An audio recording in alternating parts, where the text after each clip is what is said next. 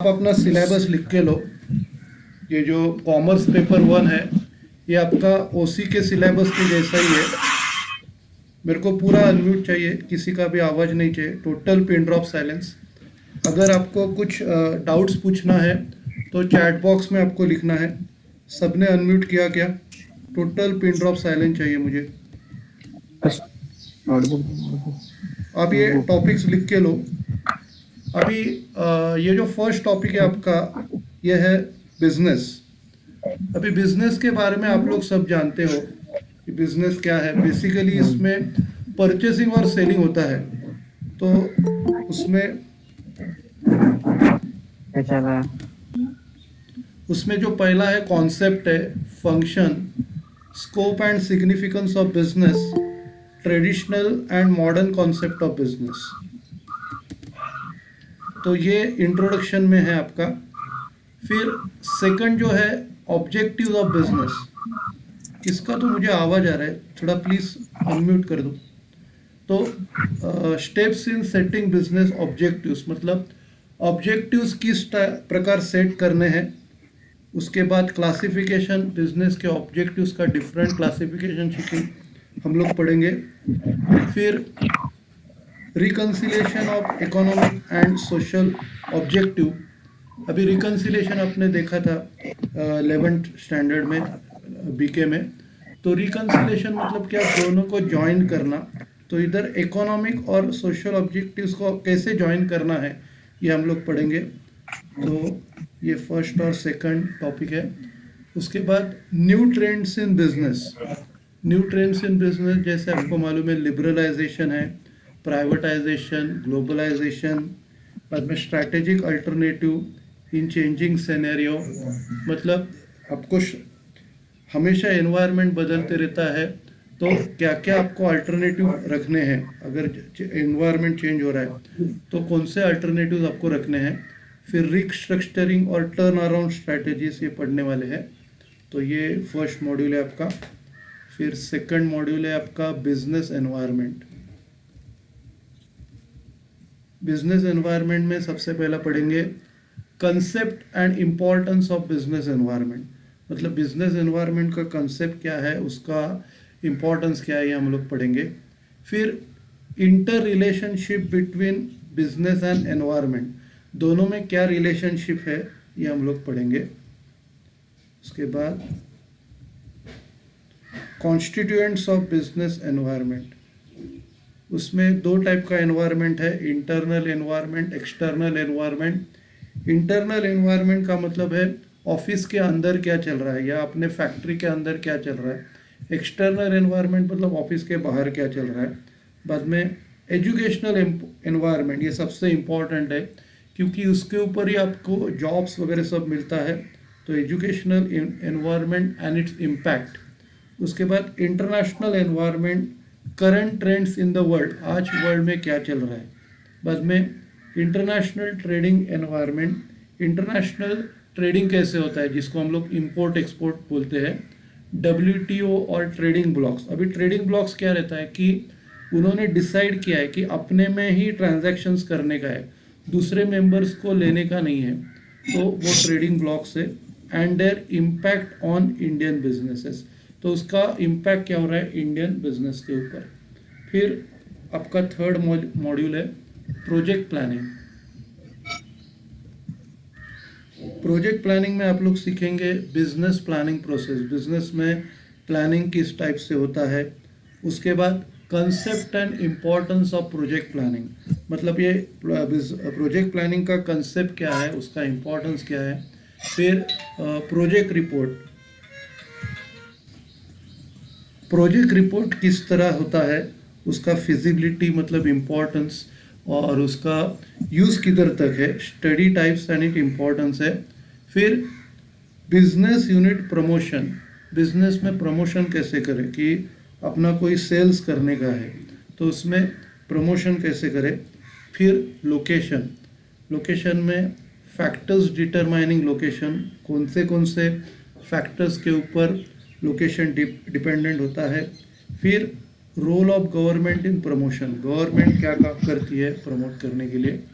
उसके बाद statutory requirement in promoting business unit, मतलब आपको क्या क्या स्टैट्यूटरी रिक्वायरमेंट्स है, मतलब किधर किधर आपको रजिस्टर करना है, किधर से लाइसेंस लेना है, ये सब है।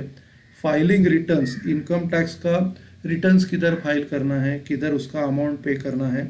एंड अदर डॉक्यूमेंट्स, बाकी डॉक्यूमेंट्स आपको क्या क्या चाहिए, जैसे आपने 12th स्टैंडर्ड में सीखा था memorandum of association, articles of association, वो क्या क्या चाहिए। फिर अदर इम्पॉर्टेंट लीगल प्रोविजंस, और क्या क्या आपको चीज़ें करनी है। उसके बाद लास्ट मॉड्यूल है एंटरप्रेन्योरशिप। एंटरप्रेन्योरशिप मतलब बिजनेस में आप एक एंटरप्रेन्योर हो तो उसके लिए क्या क्या चाहिए।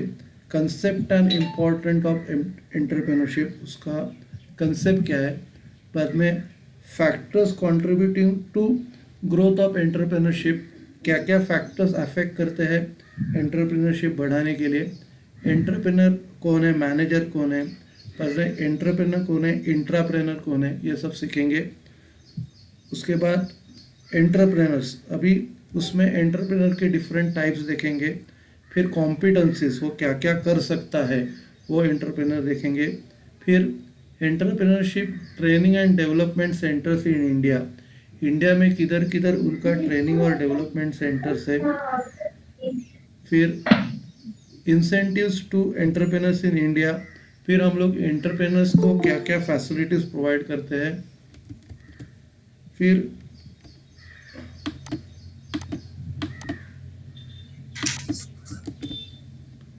वुमन एंटरप्रेनर्स, वुमन कौन कौन एंटरप्रेनर्स है, उनके प्रॉब्लम्स क्या है और प्रमोशन क्या है, ये हम लोग देखेंगे। तो ये था अपना सेमेस्टर 1 का। सेमेस्टर 2 का हम लोग बाद में पढ़ेंगे। अभी हम लोग फर्स्ट टॉपिक अपना बिजनेस स्टार्ट करते हैं। सबने लिख के लिया ना? Yes, sir. ओके।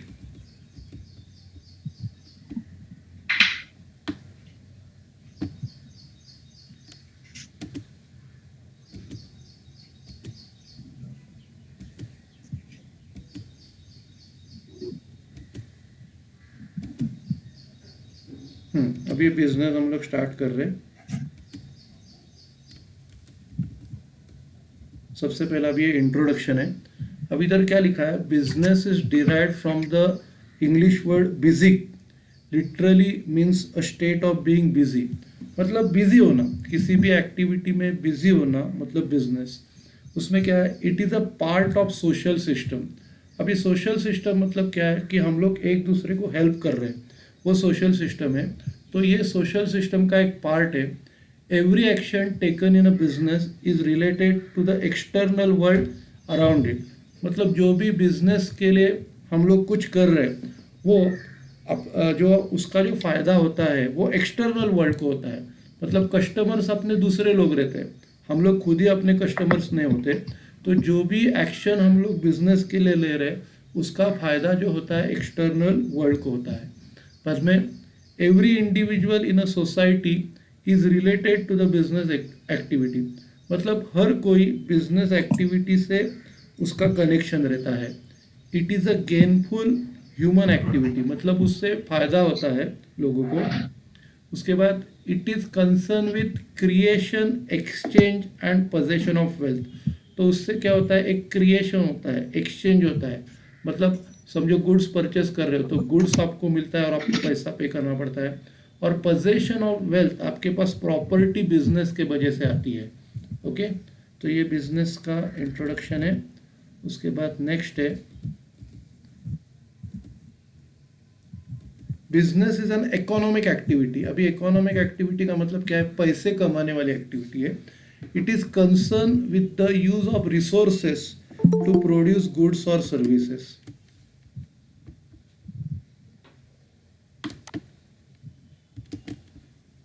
मतलब वो कंसर्न होती है रिसोर्स को यूज करके हम लोग गुड्स और सर्विस प्रोड्यूस करते हैं। उसमें it also involves exchange of things, मतलब उसमें एक्सचेंज ऑफ थिंग्स तो आपको मालूम है, कुछ पैसे देना, गुड्स लेना, तो उसमें एक्सचेंज ऑफ थिंग्स है। Every individual has to satisfy the wants of food, clothing and shelter for survival. तो ये तो है आपका रोटी, कपड़ा और मकान, तो वो तो आपको प्रोवाइड करना ही है। No one can produce all the things which he or she wants to use, मतलब अपने को जो भी चाहिए वो सब कुछ हम बना नहीं सकते, therefore we have to depend upon others, that is businessman. तो इसके लिए अपने को दूसरे के ऊपर डिपेंड होना पड़ता है, और ये दूसरे लोग कौन है? ये बिजनेसमैन है। Even a businessman has to buy goods from other businessman for his own consumption, और दूसरा कोई अगर बिजनेसमैन होगा तो उसको खुद को भी दूसरों से गुड्स परचेस करना पड़ता है उसके कंजम्पशन के लिए। Thus business activities are concern with production and distribution of goods and services. तो बिजनेस एक्टिविटीज़ में क्या क्या आता है? सबसे पहले तो प्रोडक्शन, और उसके बाद डिस्ट्रीब्यूशन, मतलब वो सिर्फ बना के काम हो नहीं जाता है अपना, उसको लोगों तक अपने को पहुंचाना भी पड़ता है। उसके बाद नेक्स्ट है meaning of business. Meaning of business में according to B.O. Wheeler, business is an institution organise and operated to provide goods and services to society under the incentive of private gain. तो बहुत important definition है कि business एक institution है, organisation है, वो क्या करता है? ऑर्गेनाइज करता है, मतलब जो भी उसको बेचने का है वो बेचने के लिए वो सब कुछ करता है, मतलब दुकान खोलता है, फर्नीचर बनाता है, लोगों को उधर अपॉइंट करता है।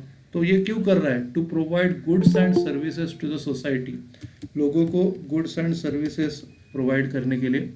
बाद में और उसको ये क्यों कर रहा है? Under the incentive of private gain, उसको खुद को कुछ मिलना चाहिए उसके लिए करेगा, तो वो बट नेचुरल है, उसके खुद के गेन के लिए करेगा, लेकिन किसी ना किसी को तो गुड्स एंड सर्विसेज लोगों को देना है, तो वो काम वो कर रहा है, मतलब कुछ अलग नहीं कर रहा है। तो दूसरा है according to L.H. Haney, business is a human activity directed towards producing or acquiring help through buying and selling activities। तो ये जो L.H. हैने ये बोलता है ये बिजनेस एक्टिविटी है, और उससे वो क्या करता है कि वो प्रोड्यूस करता है, गुड्स प्रोड्यूस करता है, और उसका पर्पस है वेल्थ और property banana through buying and selling activities. तो बाइंग एंड सेलिंग एक्टिविटीज़ से वो क्या कर रहा है? वो वेल्थ या प्रॉपर्टी बना रहा है। बाद में अगला पॉइंट है Nature's features of business. The main important features of business are as follows। तो सबसे पहला तो इकोनॉमिक एक्टिविटी है, जैसे मैंने बोला था इकोनॉमिक एक्टिविटी मतलब पैसे कमाने का एक्टिविटी है। It is the fruitful occupation for millions of people around the world like traders, bankers, industrialist, manufacturers and many more including professionals and those employed. तो क्या है? एक ऑक्यूपेशन है, उसमें वो खुद भी पैसा कमा रहा है और दूसरों को भी उसको जो उनको जॉब पे लगा के उनको भी पैसा मिला के दे रहा है। तो वो बहुत इंपॉर्टेंट एक्टिविटी है। जैसे उसमें ट्रेडर्स है, अभी ट्रेडर्स क्या करते हैं? गुड्स परचेज करते हैं और सेल करते हैं। बैंकर्स क्या करते हैं? बैंक प्रॉफिट कैसे कमाती है? तो बैंक प्रॉफिट में क्या करती है? लोगों से डिपॉजिट लेती है और दूसरों को लोन करके देती है, तो उसमें इंटरेस्ट का रेट ज़्यादा रहता है। डिपॉजिट समझो ले रही है 7% 8% से ले रही है, और लोगों को लोन दे रही है 9% या 10% से दे रही है, तो दोनों का जो डिफरेंस है वो प्रॉफिट है। तो बैंकर्स भी बहुत इम्पोर्टेंट जॉब कर रहे हैं। उसमें इंडस्ट्रियलिस्ट है जो बड़ी बड़ी इंडस्ट्रीज चलाते हैं, मैन्युफैक्चरर्स है जो गुड्स मैन्युफैक्चर करते हैं, and many more including professionals. Professionals लोग कौन है? जो CA लोग हैं, CS, ICWA, LLB, डॉक्टर्स, ये सब प्रोफेशनल लोग हैं। एंड दोज एम्प्लॉयड मतलब वो खुद प्रैक्टिस भी करते हैं और कुछ कुछ CA लोग दूसरी जगह जॉब भी करते हैं। तो ये एक इम्पॉर्टेंट बिजनेस एक्टिविटी है। बाद में रेगुलरिटी इन डीलिंग, मतलब जो भी वो बिजनेस कर रहे हैं वो एक्टिविटी उनकी रेगुलर है। Business activity is carried out regularly, it is not merely sale और exchange.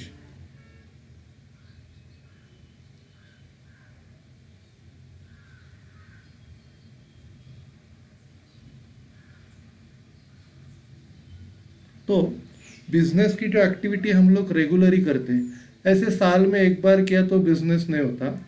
It is not merely sale और एक्सचेंज बट रेगुलरिटी और continuity of such dealing that constitute business. तो बिजनेस कहलाने के लिए वो एक्टिविटी आपको रेगुलरली करनी है. A single transaction does not constitute business.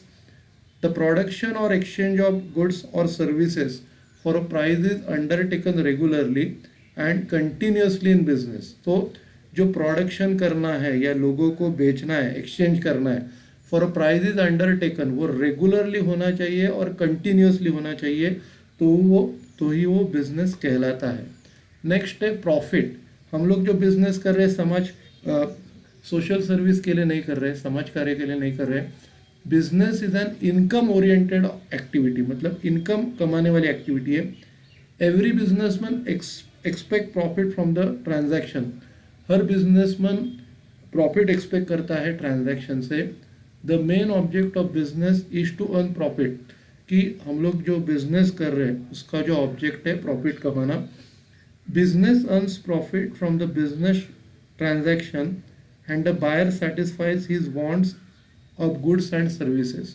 तो बिजनेसमैन क्या कर रहा है, प्रॉफिट कमा रहा है बिजनेस के ट्रांजैक्शन करके, और जो बायर है उसकी जो वांट है, उसको टीवी खरीदना है, उसको मोबाइल खरीदना है, तो उसको जो नीड है, उसकी वांट है, वो सेटिस्फाई कर रहा है. बाद में नेक्स्ट है ऑर्गेनाइज एक्टिविटी. इसमें क्या है, business is an organise activity concern with production and distribution of goods and services. मतलब वो एक वेल ऑर्गेनाइज एक्टिविटी है. आपको कभी चाहिए वो टाइम पे गुड्स एंड सर्विसेज मिलते हैं. आप दुकान में जाते हो, आपको जो चाहिए वो परचेज करते हो. तो ये क्यों हो रहा है, क्योंकि ये वेल ऑर्गेनाइज एक्टिविटी है. A firm must conduct consumer research to identify consumer needs and wants.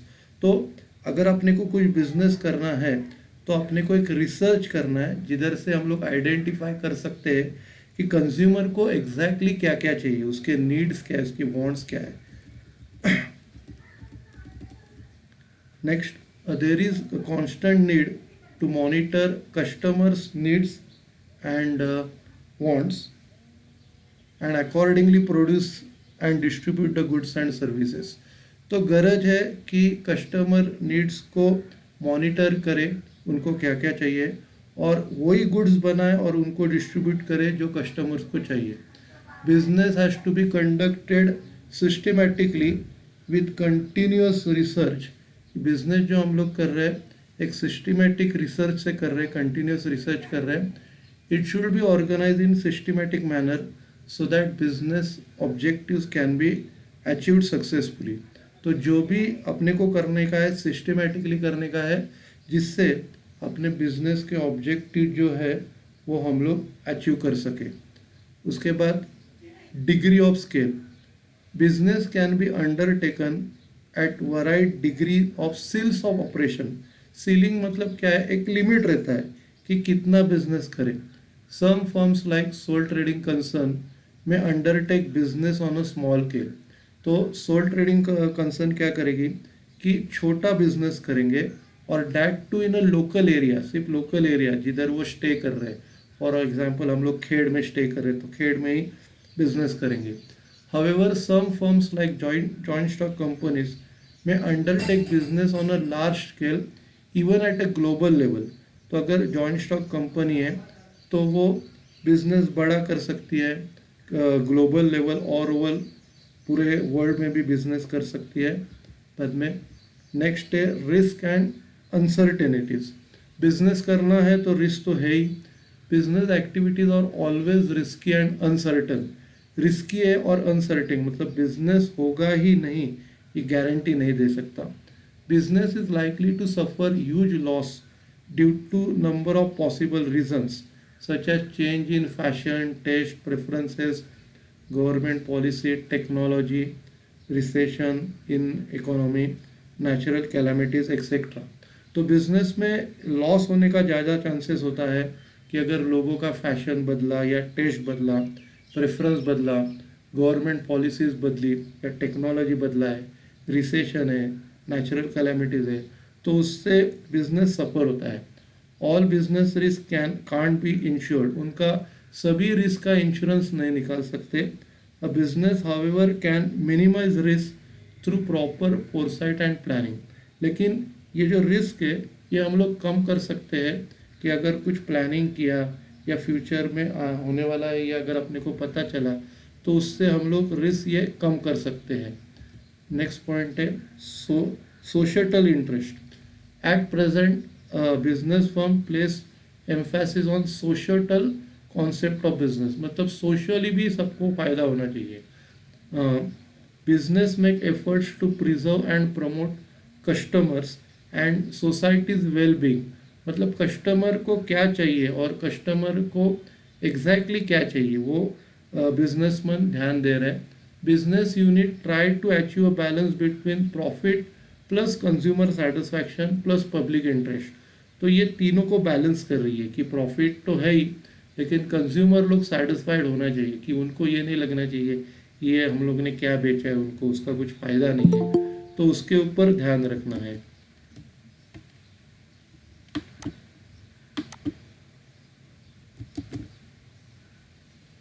Therefore, increasing efforts are made to produce eco-friendly goods to satisfy consumer, मतलब अपने को एफर्ट्स लेना है कि एक इको फ्रेंडली गुड्स बनाए जिससे कस्टमर सेटिस्फाई हो सके। फिर नेक्स्ट पॉइंट है सोशल रिस्पॉन्सिबिलिटी। अभी सोशल रिस्पॉन्सिबिलिटी क्या है? Professional business firms are conscious of their social responsibility. The firm try to fulfil their social responsibility towards various group, मतलब वेरियस ग्रुप्स होते हैं जैसे इन्वेस्टर्स, एम्प्लॉयज़, कंज्यूमर्स, क्रेडिटर्स, तो उनको जो चाहिए कि अगर हम लोग ने कुछ उधारी ली है तो उनको सबसे पहला पेड अप करना चाहिए। It can function without an active participation from this groups, क्योंकि ये लोग अगर काम करेंगे तो ही अपना बिजनेस चलेगा। अगर इन्वेस्टर्स लोग अगर अपने बिजनेस में इन्वेस्ट कर रहे हैं तो ही हम लोग बिजनेस कर पाएंगे, एम्प्लॉयज़ अगर काम कर रहे हैं तो ही हम लोग बिजनेस कर पाएंगे, कंज्यूमर सबसे इम्पॉर्टेंट है, ये लोग अपना गुड्स अगर परचेज कर रहे हैं तो ही हम लोग काम कर पाएंगे। तो इनसे कॉपरेशन मिलने के लिए एक सोशल रिस्पॉन्सिबिलिटी अपने को फेस करनी पड़ती है। This future of business in getting more important in today's era of globalisation, इसके लिए जो फ्यूचर है उसको बहुत इम्पोर्टेंस आ रहा है। नेक्स्ट इज कस्टमर सेटिस्फैक्शन, ये पॉइंट लेके हम लोग फिर बंद कर देते हैं। ओके, तो आज का फर्स्ट लेक्चर था modern business world is consumer oriented. अभी हम लोग बोलते हैं कंज्यूमर या कस्टमर इज द किंग, तो कस्टमर को जो चाहिए वो अपने को उनको देना है। Customer is the king and centre of all marketing activities, जो कस्टमर है वो किंग है और वो सेंटर है सभी मार्केटिंग एक्टिविटीज़ का। Professional business firms adopt customer oriented approach in their business operations, कि प्रोफेशनल जो बिजनेस फर्म है वो कस्टमर ओरिएंटेड अप्रोच अडॉप्ट करती है, उनको जो चाहिए वो अपने को उनको बेचना है। Customers would be satisfied only when they get real value for their purchases, मतलब कस्टमर कब सेटिस्फाइड होगा कि अगर वो कुछ पैसा दे रहा है तो उसके बदले में उनको जो चाहिए वो परफेक्ट हम लोग ने उसको दिया तो उनको कस्टमर सेटिस्फैक्शन मिलेगा। But also have to delight the customers by providing better and additional services, और उनको थोड़ी खुशी भी देनी है कि उनके थोड़े से पैसों में उनको थोड़ा ज़्यादा देना है, तो उनको और सर्विसेज भी अपने को प्रोवाइड करनी है ताकि अपना मार्केट में नाम हो, तो उसके लिए कस्टमर सेटिस्फैक्शन सबसे इम्पोर्टेंट है। ओके, तो आज का लेक्चर इधर हम लोग ख़त्म करते हैं। ओके।